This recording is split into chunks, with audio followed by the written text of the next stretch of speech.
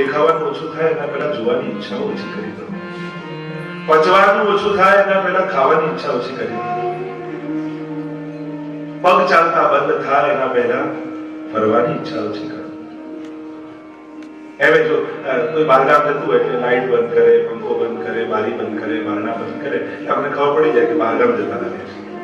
એમ દેખાતું ઓછું થાય, સંભળાતું ઓછું થાય, ચાલવાનું બંધ થાય, समझी लेवानों को बाहरगाम जवानी तैयारी आपने अब इसको भी जाना.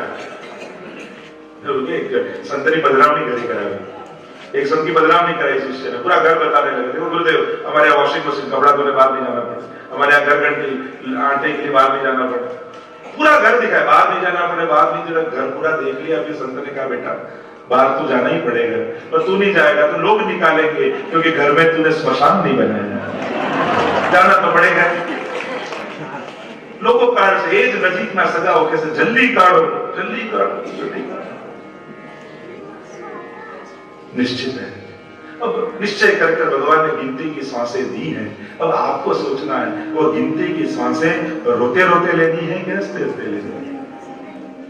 घણા લોકો સવારે દાળમાં મીઠું ઓછું હોય એમાં આખો 24 કલાક બગડે, મોઢું ફોલાઈને ફરતું.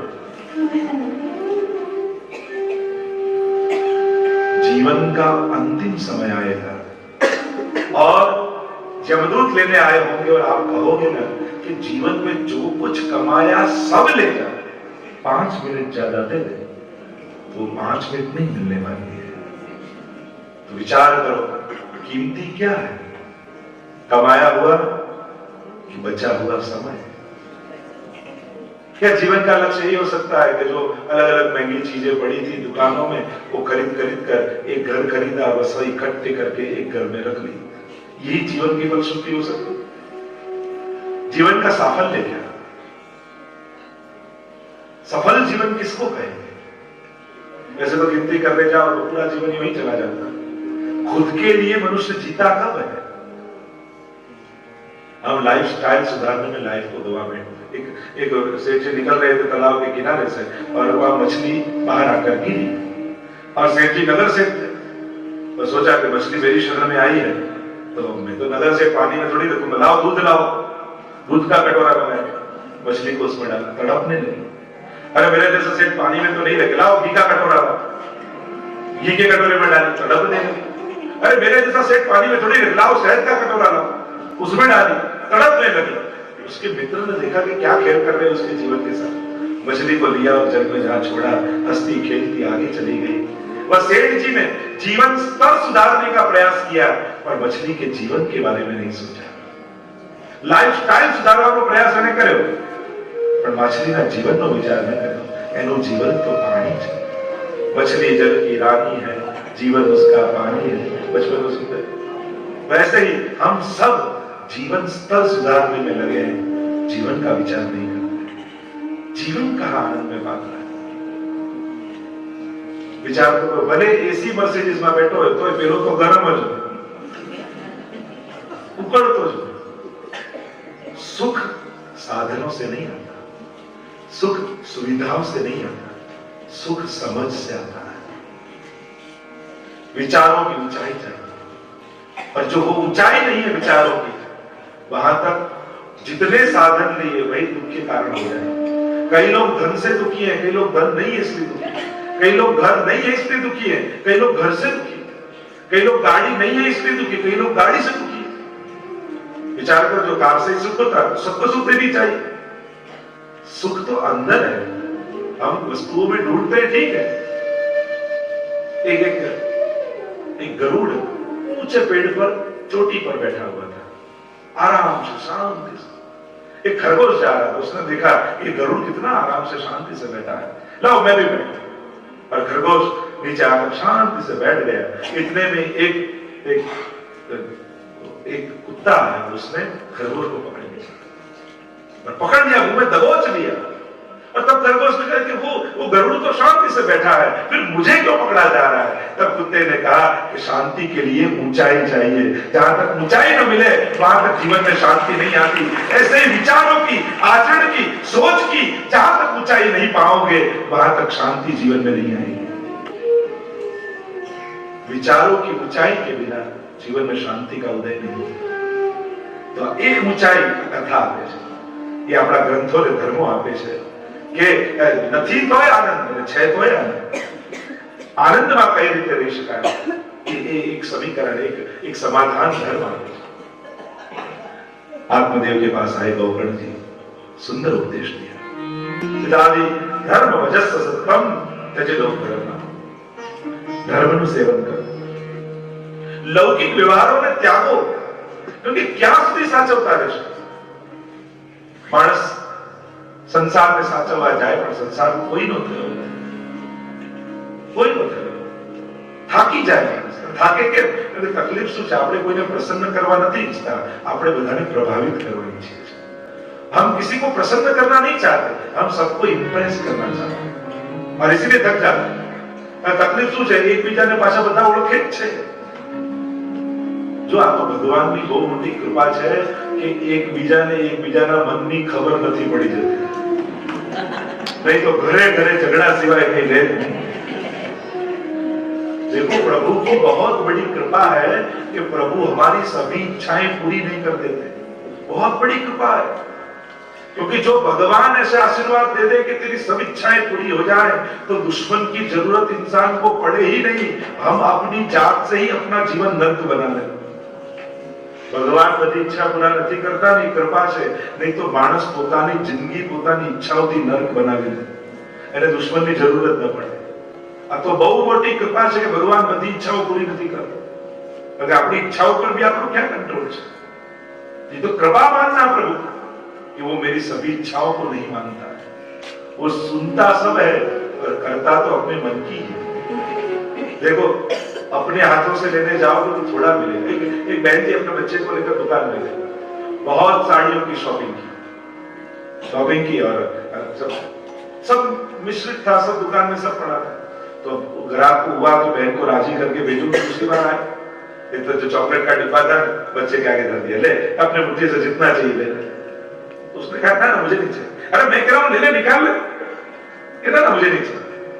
वो आगे कह रहा है शर्माता क्यों है, ले ले जितनी चाहिए चॉकलेट, तो मुझे नहीं चाहिए। अरे संकोच क्यों पता है? वो बच्चा संकोच नहीं ले रहा था, दुकान वाले ने अपनी मुट्ठी भरी और मुट्ठी भर के बच्चे को दिया और इतना सारा झोली ला गए और निकले। अब माँ ने कहा अरे वो दे रहा था तो क्यों नहीं ले रहा था, ले लेता। बच्चे ने कहा माँ मैं भी तेरा ही बेटा हूँ, मैं मेरी मुट्ठी से लेता तो थोड़ा आता, उसकी मुट्ठी बड़ी थी, उसने दिया तो ज्यादा बड़ा। वैसे ही प्रभु के पास अपनी मुट्ठी से भरने जाओगे तो कम मिलेगा, इससे तो वही अपनी झोली भरे वही ठीक है। वो अपने हाथों से दे, उसी में हमारा कल्याण है। तो उसको उसके ढंग से देने, वो देगा तो बड़ा देगा। मनुष्य छोटा सोचता है, भगवान कल की भी सोचता है। हमको तो आज ही समझ में आती है, कल के बारे में सोचते नहीं, भगवान को कल क्या होने वाला है वो भी पता है। धर्म वजस सततम त्यज लोक धर्मान। देखो ये जीवन इतना वर्तुलाकार, सब घूम घूम के वापस आता है। जो आपको चाहिए वो समाज को देने लग जाओ। आपको आपकी प्रशंसा हो ये चाहिए, सीधा साधा मतलब आप सबकी प्रशंसा करने लग जाओ, घूम कर वो चीज आपके पास आएगी, जो आपको चाहिए वो देने लग जाओ। और ये जीवन वर्तुलाकार ही है। देखो कोई बच्चा जन्म लेता है तो लोग हिला हिला कर, देखो मामा आ गए, काका आ गए, हिला हिला कर बच्चे को जगाते दिखाते। वैसे अंतिम समय होता है जब आंखें बंद होती तब भी हिला हिला कर दिखा, देख काका आ गए, देख लो मामा आ गए, देखो भाई आ गया। बच्चा थोड़ा बड़ा हो तो माँ सिखाते, देखो बेटा ऐसे नहीं बोलते, ऐसे बोलते, ऐसे नहीं खाते, ऐसे खाते, ऐसे नहीं बैठते, ऐसे बैठा जाता। और वही बच्चा जब बड़ा होता और माँ बूढ़ी हो तब के मम्मी भावना बोला है बुरानी बच्चा, मम्मी आ रीते ना खोए हम खोए, आ रीते ना बेसा हम बेसा। वही चीजें घूम घूम कर वापस आती। वो जीवन पूरा गतिशील, वो गोल घूमता ही है। बुढ़ापे और बचपन दोनों की शुरुआत घुटनों से होती है। घुटनों से चलने लगे तो समझ बचपन आ गए, और घुटने दुखने लगे समझो तो बुढ़ापा आ गया। दोनों की शुरुआत ऐसे ही होती है। आप देखो जीवन की सभी घटनाएं घूम घूम कर वापस आती है मनुष्य के साथ। बच्चे बचपन को बच्चे को देखते हैं तो बड़ों को अपना बचपन याद आता है, हम ऐसे खेलते, ऐसे करते, ऐसे करते। जीवन वही घूम घूम कर सामने वही दृश्य जो बचपन में हमने देखे होते हैं वही बुढ़ापे में सामने दिखाई देते। धर्म भजस्व सततम त्यज लोक धर्मान, लौकिक धर्मों को धीरे धीरे कम करते जाओ। गड़पण कोने कहेवाय? एकला गमे नहीं, बीजा जोड़े फावे नहीं, यानी गड़पण कहेवाय। अकेला अच्छा नहीं लगे, दूसरे के साथ आवे। चार माजीओ यात्रा करवा गया तो बाजी ना आवे, आवे तो आनी जोड़े जવું જ माणसो स्वभाव जो केरी नानी હોય ને ખાટી ધીમે ધીમે મોટી થાય તો મીઠી થઈ જાય. માણસમાં ઊંધું છે, નાનો હોય ત્યારે મીઠો હોય, જેટલો મોટો થતો જાય એટલો ખાટો થતો જાય. खटास पकड़ाते थे, ये दिक्कत हो जाती है. अकेला अच्छा नहीं लगता, दूसरों के साथ अनुकूल नहीं आता. तो गड़पण એટલે દુઃખના દિવસો નહીં, ગડપણ એટલે અનુભવનો આનંદ લેવાનો અવસર. पूरी जीवन जो अनुभव लिए हैं, बस वो अनुभव का आनंद लेने का अवसर वही बुढ़ापा है. उसको यो हताशा और निराशा की दृष्टि से मत देखो. अब ऐसा समय आया है कि दृष्टा भाव से बात देखो. जीवन को जो अनुभव लिया है उस अनुभव का आप चिंतन करो, जरूर पड़े तो मार्गदर्शन करो. વૃદ્ધા ગડપણ એને જ કહેવાય કે બધા પ્રશ્નોના ઉકેલ તમારી પાસે હોય પણ ઘરમાં તમને કોઈ પૂછવા ના આવતું હોય તો માની લો ગડપણ આવી ગયું. બધા સમાધાન તમારી પાસે હોય પણ તમારી પાસે સમાધાન લેવા કોઈ ના. અને જીવનમાં દરેકને અનુભવની જરૂર છે, પણ હોશિયાર એ છે કે બીજાના અનુભવ પરથી શીખી જાય. જો ઘણીવાર બાળકોને એમ થાય કે મા બાપને પૂછવાની શું જરૂર, આપણા જીવન પ્રમાણે દરેક જીવનના દરેક પાસામાં આપણે સલાહ લઈએ જ છે. તમારે બિઝનેસ કરવો છે તો સીએ ની સલાહ લો છો, એમાં તમને જરાય શરમ નથી આવતી. તમે ભણતા હો તો શિક્ષકની સલાહ લો છો, એમાં તમને જરાય શરમ નથી આવતી. તમે કોર્ટ કે કચેરી ચાલી તો વકીલની સલાહ લો છો, એમાં તમને જરાય શરમ નથી આવતી. બીમાર પડો તો ડોક્ટરની સલાહ લો છો, એમાં તમને જરાય શરમ નથી આવતી. તો જીવનના જે અનુભવી લોકો છે એવા મા બાપની સલાહ લેવામાં શેની શરમ રાખવાની? જીવનના દરેક પાસાઓમાં આપણે અનુભવની સલાહ લઈએ છીએ. તમારે જે ક્ષેત્રમાં આગળ વધવું છે એની સલાહ લો છો તો જીવનમાં અનુભવી એ મા બાપ છે એને પૂછવામાં કઈ નાનો થઈ જવાતું નથી. ઉલટાનું પૂછવામાં ગૌરવ છે. ભાગ્યશાળી હોય એને મા બાપ જીવનમાં ટોકે એ તો કોણ કોની ખરાબ આગળ બની શકે છે. तो अपने आप को भाग्यशाली मानो कि आपके घर में कोई आशीर्वाद देने वाला भी है. मुरारजी देसाई 100 साल के हुए, पूछा पत्रकारों ने कि अभी आपको क्या कमी लगती है, तो उन्होंने ये कहा कि 100 साल का हुआ, आशीर्वाद लेने वालों की तो कतार लगी है पर घर में कोई आशीर्वाद देने वाला नहीं है. तो भाग्यशाली होते हैं जिनके घर में आशीर्वाद देने वाले होते हैं. बाप અને ઘરના હોય, ઘરમાં એક પોતોબા પર બેઠા રહેતા હોય તો घर ભરેલું ભરેલું રહે. धर्म भजस्व सततम त्यज लोक धर्मान. तो क्या करें? सेवस्व साधु पुरुषान जहि काम तृष्णा. साधु पुरुष का संग करो, काम तृष्णाओं का त्याग करो, इच्छाओं का निग्रह करो. क्योंकि उम्र बढ़ने के साथ जो इच्छाएं बढ़ गई तो दुख के अलावा और कुछ नहीं बनेगा. जितनी उम्र बढ़ती जाए उतनी इच्छाएं बढ़ती जानी चाहिए. फिर दूसरों को आनंद करते देखकर आनंद करो कि देखो कितना आनंद कर रहे हैं बच्चे, कितने आनंद कर रहे हैं. फिर ये नहीं अफसोस होना चाहिए મારાથી તો ક્યાંય જવાતું નથી, બધા ફરે છે. પછી એવો અફસોસ રાખશો દુઃખી જ રહેશો. પછી લોકો આનંદ કરીને આવે ને, નાના લોકો, એનો આનંદ જોઈને આનંદિત થવાનું. બહુ સારું કર્યું, અને પેલી જગ્યાએ ગયા હતા, આ જગ્યાએ કરે તો આમ કર્યું, તો મને 4 વસ્તુ બતાવો કે આ જાઓ છો તો બધું આનંદ કરીને આવો. પ્રસન્નતા કરે. ચિત્તમાં બીજાના આનંદથી આનંદ માણતા શીખો. જો આંકડા આવડી જાય ને તો આપણું વડીલપણું સાર્થક. પણ એ કળા શીખવી જ પડશે. માણસે ઉંમર પ્રમાણે સંસારમાં સેટ થતા શીખે. નાનું બાળક છે, એ નાનું બાળક તોફાન કરે, મસ્તી કરે, આનંદ કરે, એમાં જ સાર્થક થાય છે. કોઈ નાનકડું બાળક આમ ગંભીર થઈને વિચારતું હોય તો આપણને ટેન્શન થઈ જાય કે આનું શું થશે. એ તો હસતું રમતું ઘણા લોકો આશીર્વાદ અપાવવા આવે કે આ તોફાન કેવું કરે છે, આશીર્વાદ આપો શાંત થાય. આ નાનો છે, તોફાન કરી લે તો સારું, મોટો થઈને કરશે તો તકલીફ કરશે. तूफान निकली जब तो बचपन में ही कर ले ठीक है, उसकी उम्र जवानी है, इच्छा है, महत्वाकांक्षा है और होनी चाहिए. इसलिए मैं तो कहता हूँ बचपना कैसा हो तो कि कृष्ण जैसा खेलता हंसता. युवानी कैसी हो कि राम जैसे मर्यादाशील, अधिकार और कर्तव्य के प्रति सजाग, और वृद्धावस्था कैसी हो तो कि महादेव जी जैसी वैराग्यपूर्ण। ये तीनों अवस्थाएं जो इस तीन प्रकार से जी जाए तो जीवन सार्थक बनता है। तो उम्र के हिसाब से विचार बदलने चाहिए, सोच बदलनी चाहिए, व्यवहार बदलने चाहिए, तभी जीवन में आनंद प्रकटता है। तो धर्म भजस्व सततम त्यज लोक धर्मान सेवस्व साधु पुरुषान जहि काम कृष्णाम अन्यस्य दोष गुण चिंतन मासु मुक्त्वा। और अमुक उम्र में आकर दूसरों के दोष और गुण ये दोनों को देखना छोड़ो, इनका चिंतन छोड़ो। क्योंकि जिनका दोष देखोगे उसमें द्वेष होगा, जिनका गुण देखोगे उसमें राग होगा, दोनों मानने वाले। અને આપણે જેને સારો કહીએ કે આ વ્યક્તિ સારો, એ વ્યક્તિ ઘણા બધા લોકો માટે ખરાબ પણ હોય છે। આપણે જેને ખરાબ કહીએ એ બીજા ઘણા બધા માટે સારો હોય છે। हम कैसे कह सकते कि ये अच्छा और ये खराब? हर एक को एक ही फुटपट्टी लेकर मापने मत निकलो। हर एक से कोई द्रव्य पदार्थ है तो उसको मापने का अलग होता है, कोई घना अद्भुत पदार्थ है उसको मापते अलग है। लोहे को किलो के भाव से मापा जाता है, सोने को तोले के भाव से, ग्राम से मापते। हर एक को मापने का एक प्रमाण अलग होता है।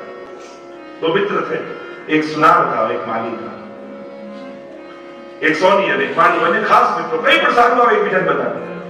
एक दिन वह माली के बगीचे में बड़ा सुंदर फूल उगा। उसने देखा कि इतना सुंदर पहली बार उगा है, लाओ मेरे मित्र सुनार को दिखाने जाओ। सोनी ने बताया फूल तोड़ी उन्हें सोनी पास આવ્યો કે બહુ સુંદર ફૂલ છે જો, અને સારું એ સોની કઈ રીતે માપે? अच्छी चीज को सुनार कैसे मापता है? उसने पत्थर लिया और फूल को घिसा, फूल तो फट गया। कहा कि ये कहां अच्छा, फट तो गया, इसमें क्या अच्छा? एक बार उस सुनार मित्र ने बड़ा सुंदर हार बनाया। वो आगे लाओ मेरे मित्र माली को बताने जाऊं, और हार लेकर आया। माली के बाद बड़ा सुंदर हार बनाया, ले देख और जान दिया तो माली सारू कई रीते मापे। एने तो हार लीधो ने सूंघ्यू, माली ने तो हार लिया और सूंघा, फेंक दिया, इसमें क्या सुगंध है, इसमें क्या अच्छा? देखो चीजें दोनों उत्तम थी पर मापने का तरीका दोनों का गलत था। दुनिया में यही होता है, व्यक्ति हर एक व्यक्ति अच्छा है, हमारे मापने का तरीका ही गलत होता है। जो तरीका गलत है तो उत्तम वस्तु को भी उत्तम रूप से आप स्वीकृत नहीं कर पाओगे। और इसलिए हर एक को एक ही दृष्टि से मत मानो। हर एक के अंदर कोई न कोई विशेषता होती है, और उस दृष्टिकोण से जब उसको देखोगे तो उसमें भी उत्तमता प्रतीत होगी। दुनिया में 6.5 अब्ज लोगों છે, પણ આપણને ફાવે કેટલા જોડે?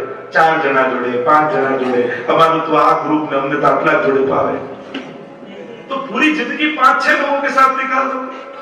अरे दिक्कत क्या है कि दिन में 12 घंटे काम करते हो तो 8 घंटे तो ऐसे ही व्यक्तियों के साथ आपको रहना है जो आपको नहीं अच्छे लगते, और दिन के मुश्किल से 3-4 घंटे घर के जो अच्छे लगते हैं उनके साथ निकालते हैं। तो दिन का ज्यादातर भाग ऐसे लोगों के साथ निकालना है जो अच्छे नहीं है। तो जो अच्छे नहीं लगते उनके साथ जो आनंद से रहना सीख जाओगे तो जिंदगी का बड़ा हिस्सा आनंद पूर्वक व्यतीत होगा। बस कला यही सीखनी है कि जो अच्छे नहीं लगते उनके साथ आनंद में कैसे रहना है। तो जिंदगी का बड़ा हिस्सा, जीवनનો મોટો ભાગ એવા લોકો જોડે તમારે કાઢવાનો છે જે તમને નથી ગમતા, અને એમની સાથે આનંદમાં રહેતા શીખી જાઓ તો जीवन આનંદપૂર્વક થશે। अरे केवल अनुकूल लोग होत्या करशो ने कि हमने तो आटला ज जोड़े भावे, आटला ज जोड़े भावे, तो जीवन में बहुत ओછી क्षणों आनंद नहीं जशे। એટલે દિવસ માં 8 કલાક એમની જોડે કાઢવાના છે, તમારે તો આખું જીવન આનંદમય કાઢવાનું છે। तो ये कला हर एक व्यक्ति को सीखनी चाहिए।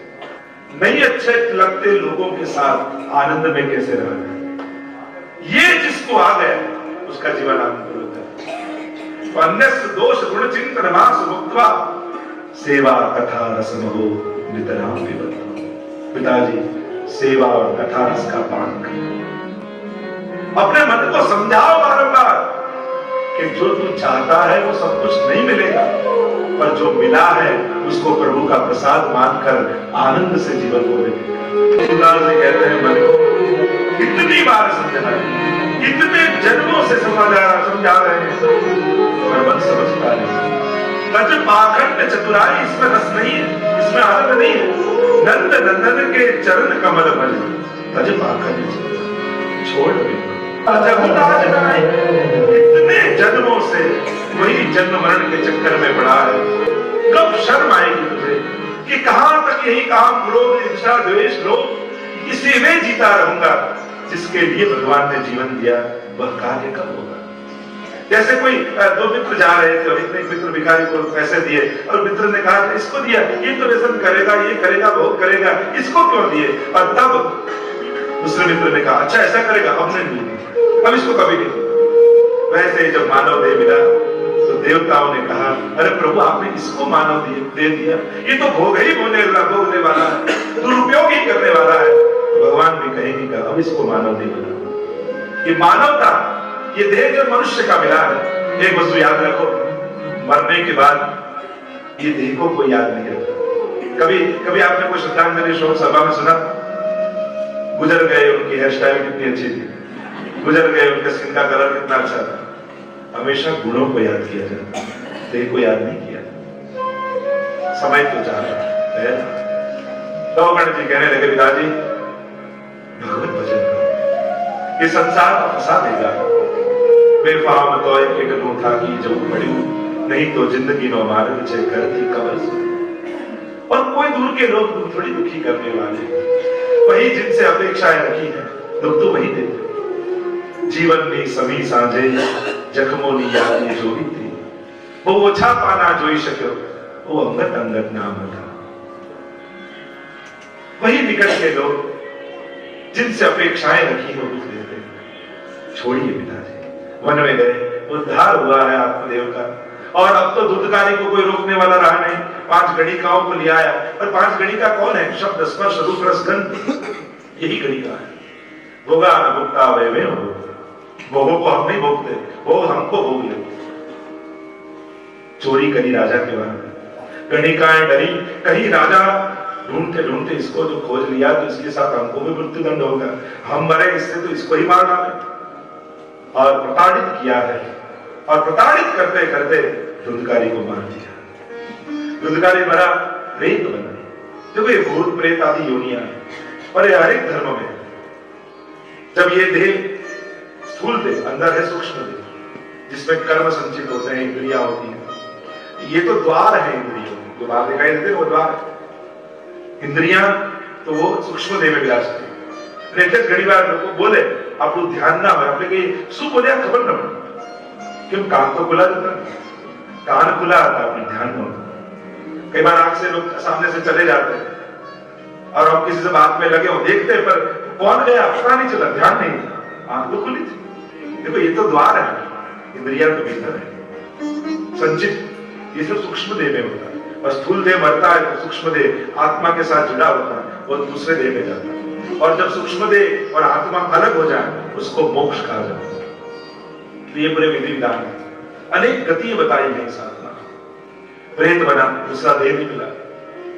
गौकर्ण जी ने गया में जाकर श्राद्ध किया, आकर गांव में आए, वापस सो रहे, चित्र विचित्र आकृतियां दिखाई देने लगी, रोने के जोर जोर से स्वर सुनाई देने लगे। हाथ में जल लिया, अभिमंत्रित करके जल छाटा, रोने का आवाज है, कौन है? गौकर्ण जी ने पूछा, रोते रोते कहा आपका भाई धुंधकारी। अरे मैंने गया में श्राद्ध किया, फिर भी तुम्हारा उद्धार नहीं होगा। मैंने इतने पाप किए, एक बार गया श्राद्ध से, अरे एक बार क्या 100 बार गया श्राद्ध करो, फिर भी मेरा उद्धार संभव नहीं। आप विद्वान हैं, धर्म ग्रंथों का आपने अध्ययन किया है, आप कोई उपाय बताइए कि मेरा उद्धार हो। प्रातः काल उठकर गए गौकर्ण जी, नदी में स्नान करके जल लिया, अंजलि में सूर्य नारायण को अर्घ्य समर्पित किया है, और सूर्य नारायण के उपासक थे, पूछा है 100 गया श्राद्ध से भी जिसका उद्धार संभव न हो, उसका उद्धार कैसे हो? तब सूर्य भगवान ने कहा आप भागवत कथा करिए, इसका प्रभाव ऐसा है कि जिसने अनंत कोटि पाप किए हो उसका भी उद्धार करने का सामर्थ्य भागवत जी। कौन करेगा? आप स्वयं कीजिए। गौकर्ण जी विराजमान हुए, नगर वासियों को बुलाया है, पूरा पंडाल भरा है, धुंधकारी आया, बैठने का कोई स्थान न दिखा। एक 7 गांठ का बांस पड़ा था, उस बांस में धुंधकारी बैठ गए, बांस पड़े तो हेमा धुंधकारी बसी। रोज एक एक दिन कथा चल रही है और एक एक गांठ फट रही है। वासना ही बांस है, हमारे भीतर जो वासना है वही तो बांस है। 7 गांठ सबके लगी हुई है, काम, क्रोध, लोभ, ईर्ष्या, द्वेष, और कथा के द्वारा एक एक गांठ पड़ती है। पास फटा, स्वयं पार्षद लेने आए विमान लेकर, जहां धुंधकारी विमान में बैठने जाए वही गौकर्ण जी ने हाथ ऊंचा किया और कहा खड़े रहिए। ठहर जाए। क्या हुआ? देखो कथा तो सबने सुनी है, फिर विमान केवल धुनकारी के लिए ही क्यों? तब पार्षदों ने कहा श्रवणस्य वेदेन परवेदो संस्थिता, श्रवण के वेद से फल का वेद है। जिस तरह कथा धुनकारी ने सुनी, इस प्रकार किसी ने नहीं सुनी। श्रवण मनन और निधिध्यासन किया है। पुनः पोकर्ण जी ने कथा की, स्वयं भगवान पधारे, सबका उद्धार हुआ। भागवत कथा का प्रभाव देखिए, सबका उद्धार करने वाली ये भागवत की कथा है। छठे अध्याय में सप्ताह श्रवण की विधि बताई है और यहाँ महात्मा की कथा को विराम देते हैं। बोलो भागवत भगवान की जय।